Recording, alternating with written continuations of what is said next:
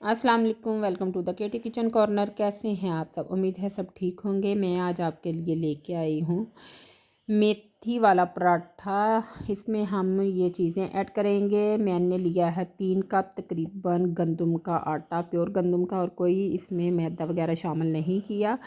तो चले इसमें चीज़ें डालते हैं। ये है हल्दी 1 टीस्पून, सुरख मिर्च 1 टीस्पून, नमक डालेंगे हम इसमें, आप अपने जायके के हिसाब से डाल लें। मैंने 1 से 1.5 चम्मच डाला था। और ये है जी चाट मसाला 1 टीस्पून, ज़ीरा साबुत, हल्का सा आप इसको हाथों की मदद से ही मसल लीजिए। और ये है खुश्क धनिया, ऐसे करके उसको भी हमने मसल लिया। कलवंजी डाली है 1 टीस्पून। ये खुश्क जितने मसाले हैं इसको हम अच्छे से करेंगे मिक्स।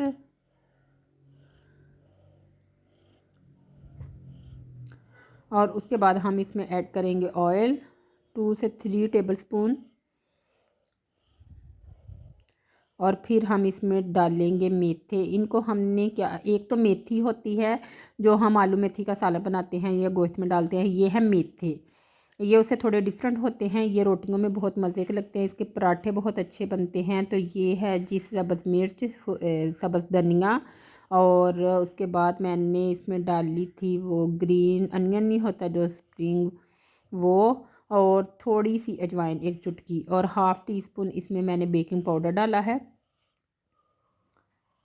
तकरीबन 1/2 टेबलस्पून ही डाला है। और मेथे जो हैं इनको आप जितना अच्छे से करेंगे, धो के एक एक पत्ता उतार के साफ़ करें, इसका उतना ही अच्छा टेस्ट आता है। और बाद में मैंने थोड़ी सी इसमें कसूरी मेथी ऐड की है। खुश्क सारी चीज़ों को हम अच्छे से करेंगे मिक्स। फिर उसके बाद हम ऐसे इसको करेंगे जैसे हम आटा गूंदते हैं, वैसे ही हम इसका आटा गूंद लेंगे। ये देखें, इस तरह से हमने इसका आटा गूंद दिया है। ऑयल की मदद से ये बहुत अच्छा गूंद सकते हैं आप। पानी के साथ ही गूंदा है, और कोई इसमें चीज़, जितनी चीज़ें आपको बताई हैं सिर्फ वही डाली हैं। और उसके बाद ये देखिए, उसको गूंद के तकरीबन आप आधा घंटा रेस्ट दें। और उसके बाद आप इसके पराठे बनाएं इस तरह से।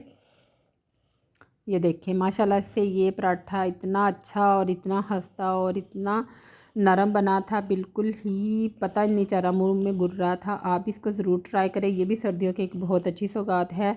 और ये सबको बड़ा पसंद आता है, बच्चों बड़ों को सबको। आप इसको देसी घी लगा के तो आप फ्राई करें, ऊपर मक्खन रख के चाय के साथ या दही सिंपल के साथ, रायते के साथ, किसी भी तरह आप इसको खाएं। ये सबको बहुत पसंद आएगा इंशाल्लाह। आप भी ज़रूर ट्राई करें, मुझे ज़रूर बताएं कि कैसा बना था। प्लीज़ मेरा चैनल सब्सक्राइब कर दिया करें।